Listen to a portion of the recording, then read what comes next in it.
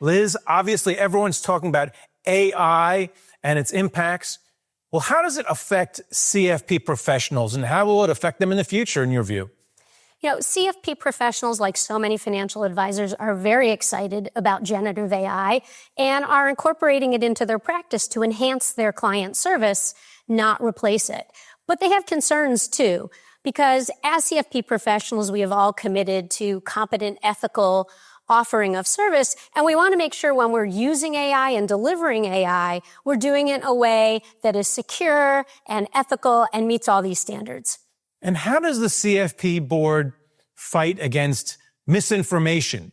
Because clearly there's a lot of fakery out there. So much. And we hear, as I'm sure everyone does, that particularly Gen Z is getting so much of its advice from social media, and it's not all good advice. At CFP Board, we've really been amping up our presence on social media with good advice. And we have a wonderful team of CFP volunteers who are called our ambassadors. So they too are out there on all the different platforms, entering the fray, giving the good advice, and we're looking for where there are problems and making sure we combat it with good advice. Can you dig a little bit deeper about the programs that you offer to help financial advisors, wealth managers adapt and adopt to this brand new technology? That's a great question. And of course, it's evolving. So we're just starting and we're going to have a lot more resources. But in February, we just released a guide to using generative AI ethically. You can find it at cfp.net. It's great for anybody. And it even has a checklist to think through, how am I vetting the advice I'm getting? How am I making sure it's secure? How am I making sure I'm using it in a transparent, ethical way?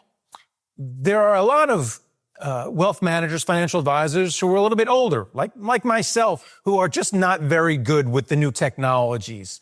So instead of calling our kids in from the other room to program the computer or set the VCR, if people still remember what a VCR is, how can some of the older advisors, wealth managers, really start learning these new technologies before they just get lost in them? There's so many choices out there, so I don't really think anyone is behind at this point. I remember when the internet.com exploded and we all thought we were behind, and then realized that in fact we had a lot of years to get up to speed. CFP Board is actually focusing on those types of resources all this year, and we're going to be doing some scenario planning to think, where does our profession go? Where does financial advice go? And what resources will everybody need to be prepared? And then finally, we've been speaking a lot about what AI can do and things it can do for advisors going forward. But let's finish up. What can humans still do? Talk about what they add in terms of value, and we'll continue to add. I think humans are always going to be at the core of good financial advice. And a few years ago, CFP Board included into the curriculum a whole section on the psychology of financial planning, the human behavior.